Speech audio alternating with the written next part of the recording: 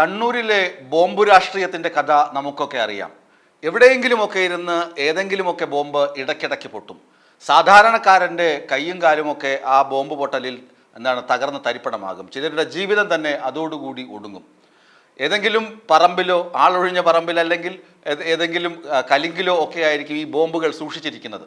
അത് പാർട്ടി ഗ്രാമത്തിലാണെങ്കിലും സംഘി ഗ്രാമത്തിലാണെങ്കിലും ഒക്കെ ഇത് തന്നെയാണ് അവസ്ഥ. പക്ഷെ കഴിഞ്ഞ ദിവസം ബോംബ് പൊട്ടിയത് കറക്റ്റ് സമയത്തായിരുന്നു. മുമ്പൊക്കെ അനവസരത്തിലാണ് കണ്ണൂർ ബോംബുകൾ പൊട്ടിയിരുന്നത്. ഇന്നലെ പൊട്ടിയത് EP ജയരാജൻ സൃഷ്ടിച്ച ബോംബാണ്. അത് കറക്റ്റ് അവസരത്തിൽ പൊട്ടിച്ചു എന്നതാണ്. ആരാണ് പൊട്ടിച്ചതെങ്കിലും അവർ ഉചിത സമയത്ത് അത് പൊട്ടിച്ചു. അതിൻ്റെ ആഘാതത്തിലാണ് പാർട്ടി എന്ന കാര്യത്തിൽ യാതൊരു തർക്കവുമില്ല. EP-യുടെ ആത്മകഥയാണ് വിവാദമായത്. കട്ടൻ ചായയും പരിപ്പുവടയും ഒരു കമ്മ്യൂണിസ്റ്റുകാരൻ്റെ ജീവിതം, ഇതാണ് ആ പുസ്തകത്തിൻ്റെ പേരും പുറഞ്ചട്ടയും ഒക്കെ നമ്മൾ കാണുന്നത്. എന്നാൽ ഇതൊന്നും തൻ്റേതല്ല എന്ന വാദത്തിൽ ഉറച്ചു നിൽക്കുകയാണ് EP ജയരാജൻ ഇതുവരെ ചെയ്തുകൊണ്ടിരിക്കുന്നത്. ഇനി നാളെയും അങ്ങനെ തന്നെ തുടരും എന്ന് കരുതുന്നതാകും നല്ലത്. കാരണം ഈ പി സരിൻ സ്ഥാനാർത്ഥിയാകുന്നത് ഒക്ടോബർ 18-നാണ്. ഒക്ടോബർ 31-നാണ് ഡൽഹിയിൽ വെച്ച് മുഖ്യമന്ത്രി പിണറായി വിജയനും MV ഗോവിന്ദനും EP ജയരാജനുമൊക്കെ ഒരുമിച്ച് സംസാരിക്കുകയും EP ജയരാജൻ അനുനയിപ്പിച്ച് തിരിച്ച് വീണ്ടും പാർട്ടിയിൽ സജീവമാക്കാനുള്ള ശ്രമങ്ങൾ വരുന്നതും. ഈ പുസ്തകം എഴുതപ്പെട്ട കാലയളവ് എന്ന് പറയുന്നത് അതായത് ഏകദേശം 200 പേജോളം വരുന്ന ഇത് എഴുതി തീർന്നു എന്ന് EP ജയരാജൻ തന്നെ സമ്മതിക്കുന്നത് ഈ കാലഘട്ടത്തിലാണ് എഴുതി തീർന്നത്. കാരണം തന്നോട് അലോസരത്തിൽ, അതായത് പാർട്ടിയുമായി അലോസരത്തിലായിരുന്ന കാലം തന്നെ പാർട്ടി ഒന്നടങ്കം തടയുന്നതിലുള്ള വേദന, ഈ വേദനയൊക്കെ കടിച്ചമർത്തി എല്ലാ പൊതുവേദികളിൽ നിന്നും ഒഴിഞ്ഞുമാറി നിന്ന EP ഈ പുസ്തകമെഴുത്തിലായിരുന്നു. എന്നിട്ട് ഈ പുസ്തകത്തിൽ സരിൻ്റെ സ്ഥാനാർത്ഥിത്വം വരെ എടുത്ത് പറയുന്നുമുണ്ട്. എന്നാൽ ഒക്ടോബർ 31-ന് ശേഷം അദ്ദേഹം പാർട്ടി ലൈനിൽ സഞ്ചരിക്കാൻ തീരുമാനിച്ചു. ഒരു അനുനയം മട്ടിൽ പോവുകയായിരുന്നു. എന്നിട്ട് ഈ പുസ്തകം ഇദ്ദേഹം അച്ചടിക്കാനൊക്കെ കൊടുത്തത്, അല്ലെങ്കിൽ DTP എടുക്കാനൊക്കെ കൊടുത്തത് പാർട്ടി പത്രത്തിലെ ഒരു പത്രപ്രവർത്തകനാണ്. വിശ്വസ്തനായ ഒരു പത്രപ്രവർത്തകൻ്റെ കയ്യിലാണ് ഇത് ഏൽപ്പിച്ചത്. അപ്പോൾ മാധ്യമങ്ങൾക്ക് കൊടുത്തില്ല എന്ന് പറയുന്നത് തെറ്റാണ്. മാധ്യമപ്രവർത്തകൻ്റെ കയ്യിൽ തന്നെയാണ് ഇദ്ദേഹം ഇത് ഏൽപ്പിച്ചത്. അത് DTP സെൻറ്ററിൽ പോയിട്ടുണ്ടാകാം. എന്നിട്ട് അതിൻ്റെ പകർത്തെഴുത്തും മറ്റുമൊക്കെ ഈ മാധ്യമപ്രവർത്തകൻ തന്നെയാണ് ചെയ്തിരുന്നത് എന്നാണ് പാർട്ടി കേന്ദ്രങ്ങളിൽ നിന്ന് ലഭിക്കുന്ന വിവരം.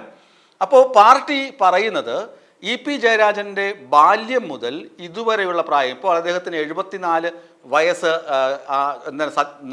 നടപ്പ് 74ആണ്. മെയ് 28 ആകുമ്പോൾ 2025 മെയ് 28 ആകുമ്പോൾ 75 വയസ്സ് തികയും.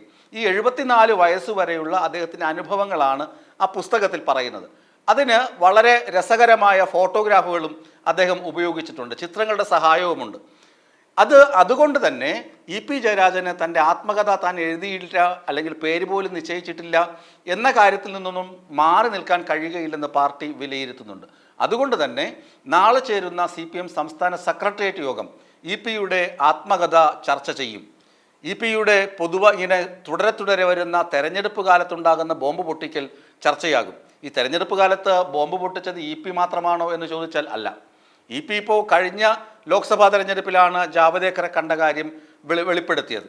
അത് EP പറയുന്നത് ശോഭാ സുരേന്ദ്രനും ദല്ലാൽ നന്ദകുമാറും ഒക്കെ കൂടി ചേർന്ന് കഥ മെനഞ്ഞ് ആ സമയത്ത് പൊട്ടിപ്പിച്ചു, ബോംബ് പൊട്ടിക്കാൻ ഒരു സാഹചര്യം ഉണ്ടാക്കിയെന്നാണ് EP അതിന് വിശദീകരണം കൊടുത്തത്.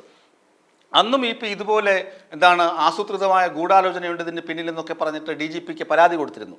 ഇപ്പോഴും ഇത്തവണയും ഇലക്ഷന് അതേ ദിവസം, അതായത് ചേലക്കരയിലും വയനാടും ഉപതെരഞ്ഞെടുപ്പ് നടക്കുന്നു. ആ ദിവസം പാലക്കാട് 7 ദിവസം കഴിഞ്ഞാൽ പാലക്കാട് ഉപതെരഞ്ഞെടുപ്പിലേക്ക് എത്തുന്നു. അവിടെ വോട്ടെടുപ്പ് 20-ാം തീയതിയാണ്. ആ സമയത്താണ് EP-യുടെ രണ്ടാമത്തെ ബോംബ് പൊട്ടുന്നത്, അതായത് ആത്മകഥാ ബോംബ്. അതിൽ P സരിനെ ഉൾപ്പെടെയുള്ള ആളുകളെ അദ്ദേഹം വിമർശിക്കുന്നുണ്ട്. പാർട്ടി ലോക്സഭാ സ്ഥാനാർത്ഥികളെ നിർത്തിയതിനെക്കുറിച്ച് വിമർശിക്കുന്നുണ്ട്. പിണറായി സർക്കാർ ദുർബലമാണെന്ന് പറയുന്നുണ്ട്. ഇതെല്ലാം ചർച്ച ചെയ്യപ്പെട്ടു. എന്നാൽ 2012 ജൂൺ 12-ാം തീയതി VS അച്യുതാനന്ദൻ, അന്ന് പ്രതിപക്ഷ നേതാവായിരുന്ന അദ്ദേഹം KK രമയെ കാണാൻ പോയി. അതായത് TP ചന്ദ്രശേഖരൻ്റെ വിധവയെ കാണാൻ പോയി. അതിനും 1 മാസം മുമ്പാണ് TP ചന്ദ്രശേഖരൻ ക്രൂരമായി കൊല്ലപ്പെടുന്നത്. TP Chandrasekharan VS പക്ഷപാതിയായിരുന്നു. VSൻ്റെ അടുത്ത അനുയായിയായിരുന്നു. VSനും TPയോട് വല്ലാത്ത സ്നേഹമായിരുന്നു. TPയെ വധിച്ചതിൽ, TPക്ക് സംഭവിച്ച രക്തസാക്ഷിത്വത്തിൽ VS പാർട്ടിക്കെതിരെ ശക്തമായ നിലപാടെടുത്തിരുന്നു. ആ ദിവസം VS പോകുന്ന അതേ ദിവസം മറ്റൊരു ഉപതെരഞ്ഞെടുപ്പ് കേരളം നേരിടുകയായിരുന്നു. നെയ്യാറ്റിൻകര മണ്ഡലത്തിലായിരുന്നു ഉപതെരഞ്ഞെടുപ്പ്. നെയ്യാറ്റിൻകര മണ്ഡലത്തിലെ സിറ്റിംഗ് സീറ്റ് സെൽവരാജിനായിരുന്നു CPM സീറ്റ്. എന്നാൽ CPMുമായുള്ള അഭിപ്രായ ഭിന്നതയെ തുടർന്ന് അദ്ദേഹം MLA സ്ഥാനം രാജിവെക്കുകയും കോൺഗ്രസിൽ ചേരുകയും ചെയ്തു. കോൺഗ്രസ് അദ്ദേഹത്തെ തന്നെ ആ മണ്ഡലത്തിൽ സ്ഥാനാർത്ഥിയാക്കി ഉപതെരഞ്ഞെടുപ്പ് നേരിടുന്ന സമയം കോൺഗ്രസിന് അന്ന് 2 സീറ്റുകളുടെ ഭൂരിപക്ഷം മാത്രമാണ് ഉണ്ടായിരുന്നത്. എല്ലാവർക്കും അറിയാവുന്ന ചരിത്രമാണ് ഇതൊക്കെ. 2 സീറ്റുകളുടെ ഭൂരിപക്ഷത്തിൽ ഉമ്മൻചാണ്ടി സർക്കാർ ഇങ്ങനെ പോകുന്ന സമയത്താണ് CPM തൊട്ടു താഴെ പ്രതിപക്ഷത്ത് നിൽക്കുന്നു. അങ്ങനെ ഒരു ഉപതെരഞ്ഞെടുപ്പ് നേരിടുന്ന സമയത്താണ് VS പാർട്ടിക്ക് തലക്കടിക്കും പോലെ പാർട്ടിയെ കടുത്ത പ്രതിരോധത്തിലാക്കിക്കൊണ്ട് TP ചന്ദ്രശേഖരൻ്റെ വിധവയെ കാണാൻ അവിടെ പോയതും പാർട്ടിയെ നിശിതമായി വിമർശിച്ച് സംസാരിച്ചതും. അത് തെരഞ്ഞെടുപ്പിനെ ബാധിച്ചു. ഇലക്ഷനിൽ അത് പ്രതിഫലിച്ചു. CPM അവിടെ തോറ്റു. ലോറൻസ് ആയിരുന്നു സ്ഥാനാർത്ഥി, അദ്ദേഹം തോറ്റു. സെൽവരാജ് വീണ്ടും അവിടെ നിന്ന് ജയിച്ചു. അങ്ങനെ ഉമ്മൻചാണ്ടി സർക്കാർ 3 സീറ്റിൻ്റെ ഭൂരിപക്ഷം ആയി ആ ഉപതെരഞ്ഞെടുപ്പിലൂടെ 3 സീറ്റിൻ്റെ ഭൂരിപക്ഷത്തിലേക്ക് ഉയരുകയും ചെയ്തു. അപ്പോൾ VS ആണ് തെരഞ്ഞെടുപ്പ് ബോംബ് പൊട്ടിക്കലിൽ EP-യുടെ രാഷ്ട്രീയ ഗുരു എന്ന് പറയുന്നതിൽ യാതൊരു തർക്കവുമില്ല.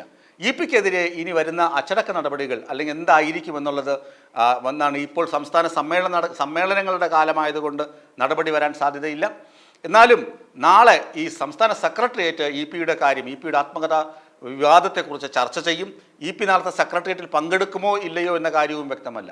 പകരം EP-യുടെ ഈ ലേഖനം അല്ലെങ്കിൽ ആത്മകഥ തെരഞ്ഞെടുപ്പുകളെ ബാധിക്കും എന്ന് കണ്ടതുകൊണ്ട് മാത്രമാണ് പാർട്ടി ശക്തമായ താക്കീത് EP-ക്ക് നൽകിയത്. EP എത്ര നിഷേധിച്ചാലും EP-യുടെ ബാല്യകൗമാരകാലവും ആദ്യകാല പ്രവർത്തനങ്ങളും എല്ലാം വരികയും അതിന് വിശദമായ ചിത്രങ്ങളും കൊടുക്കുകയും ചെയ്തിരിക്കുന്ന സാഹചര്യത്തിൽ EP അത് എഴുതിയിട്ടില്ല, അതിന് തലക്കെട്ട് നിശ്ചയിച്ചിട്ടില്ല എന്നൊക്കെ പറയുന്നത് വിശ്വസിക്കാൻ പാർട്ടി സെക്രട്ടറിയും അതുപോലെ തന്നെ മുഖ്യമന്ത്രി പിണറായി വിജയനൊന്നും അത്ര മണ്ടന്മാരല്ല.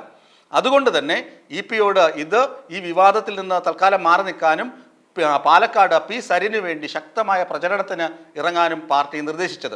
അദ്ദേഹം ഇന്ന് വൈകുന്നേരം മുതൽ അവിടെ സരിൻ്റെ വേദിയിലുണ്ടാകും. സരിൻ മറുകണ്ഠം ചാടിയത് സ്വാർത്ഥ ലാഭത്തിന് വേണ്ടിയാണെന്ന് പുസ്തകത്തിൽ എഴുതിയ വ്യക്തിയാണ് സരിന് വേണ്ടി പ്രസംഗിക്കാൻ പോകുന്നത്. ഇത് അവിടെ ഈ ആത്മകഥ വിവാദം കൂടുതൽ UDF കത്തിക്കാൻ ശ്രമിക്കുമ്പോൾ അത് തണുപ്പിക്കാൻ വേണ്ടിയുള്ള മരുന്നായാണ് EP-യെ ഇപ്പോൾ നിയോഗിച്ചിരിക്കുന്നത്.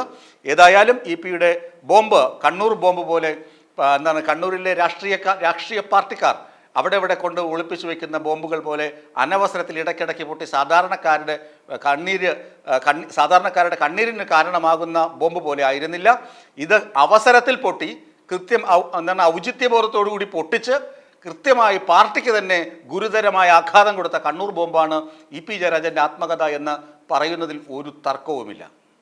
ഈ വീഡിയോ നിങ്ങൾക്ക് ഇഷ്ടമായാൽ ലൈക്ക് ചെയ്യുക. കൂടുതൽ വീഡിയോകൾക്കായി യോഗനാഥം ന്യൂസ് ചാനൽ സബ്സ്ക്രൈബ് ചെയ്യുക.